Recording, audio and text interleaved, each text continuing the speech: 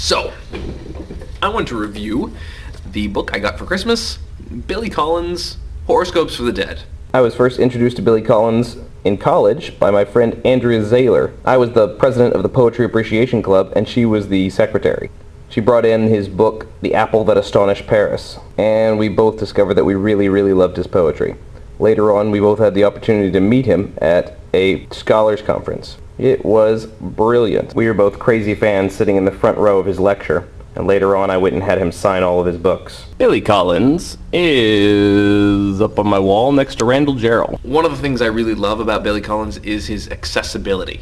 He's the poet I hand to people who think they don't like poetry, to try to remind them how much fun poetry can be. He delves into serious topics, but he delves into it with such a light-hearted kind of way. He has a flippancy about him that makes him engaging and real and intriguing and fun. Some of his poetry can be sad. For example, the first poem in the book is called Grave, and it's about him speaking to his deceased parents, which sounds like a pretty sad topic, but he does it in a way that's not sentimental, not overly gushy, not overly excessive in his emotion, and it's pretty awesome. Grave. "What do you think of my new glasses?" I asked as I stood under a shade tree before the joined grave of my parents. And what followed was a long silence that descended on the rows of the dead and on the fields and the woods beyond. One of the 100 kinds of silence, according to that Chinese belief, each one distinct from the others, but the differences being so faint that only a few special monks were able to tell them all apart. "They make you look very scholarly," I heard my mother say once I lay down on the ground and pressed an ear into the soft grass. Then I rolled over and pressed my other ear to the ground, the ear my father likes to speak into. But he would say nothing, and I could not find a silence among the 100 Chinese silences that would fit the one that he created, even though I was the one who had just made up the business of the 100 Chinese silences, the silence of the night boat and the silence of the lotus, cousin to the silence of the temple bell, only deeper and softer, like petals at its farthest edges. There's plenty of humor in that, even though he's talking about loss. He is seeking answers from his parents and desiring their responses, and he doesn't get one from his father, which creates a kind of silence. It's that silence of loss, that silence of wishing you still had a response from someone. There's a tension there. But he talks about the 100 Chinese silences and then admits that he just made it up, that it's not even a real thing. It sounds real, it sounds flowery, but Billy Collins tends to throw in that surprise bit of humor that catches you off guard when you're in the midst of thinking about something serious. And it makes it seem more real and more earnest than a sentimental and sappy kind of poem would. Billy Collins can also be snarky sometimes. Take this for example. What she said. "When he told me he expected me to pay for dinner, I was like, give me a break. I was not the exact equivalent of give me a break. I was just similar to give me a break. As I said, I was like give me a break.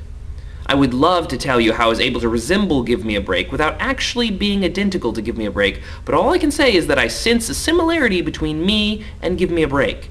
As you can see, he can get fairly comical sometimes, but he can also take simple images, something that you just see in everyday life, and make them significant, make them deep, make them memorable. He takes what we see in our everyday life and ignore, and makes us notice it. The chairs that no one sits in.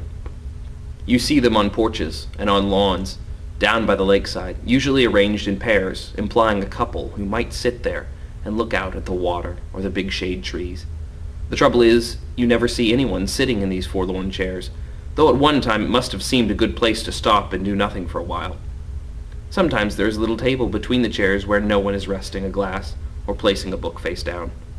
It may not be any of my business, but let us suppose one day that everyone who placed those vacant chairs on a veranda or on a dock sat down in them, if only for the sake of remembering what it was they thought deserved to be viewed from 2 chairs, side by side with a table in between.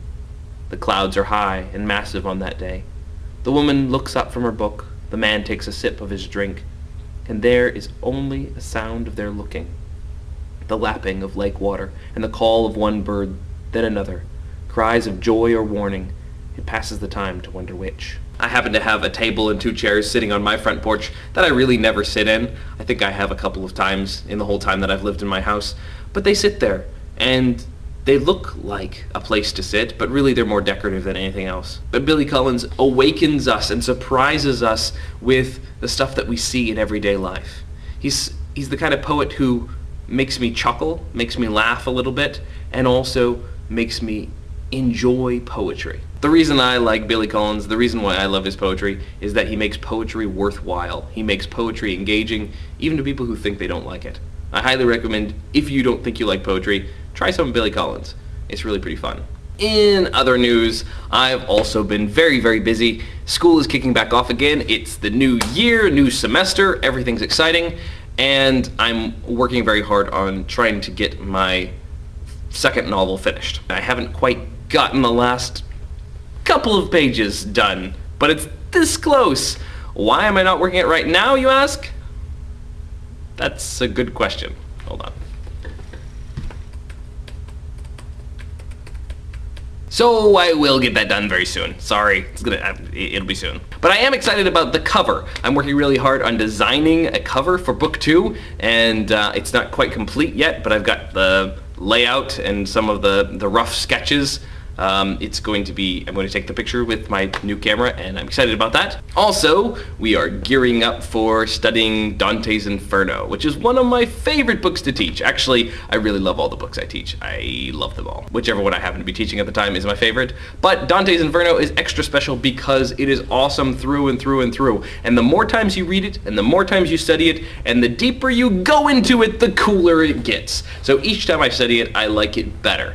I am trying to get some videos up for it. I'm taking my old podcasts and tweaking them and fixing them and illustrating them and making YouTube videos of them. So that's going to be good, except for it means that I'm going to have to draw lots and lots and lots and lots and lots and lots of pictures to go with the podcasts to make them videos. And I've got to get it all done really soon because I'm going to have my third kid very quickly. And when I do, I probably will have less time than ever. So, it's all coming together in the next couple days. Yay! Also, I have a new addition to my classroom. His name is Billy. He's creepy.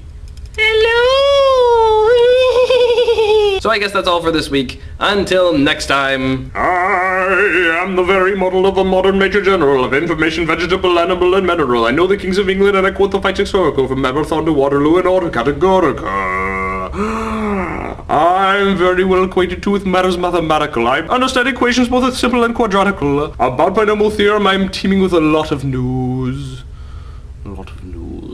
And many cheerful facts about the square of the hypotenuse. With many cheerful facts about the square of the hypotenuse. With many cheerful facts about the square of the hypotenuse. With many cheerful facts about the square of the hypotenuse.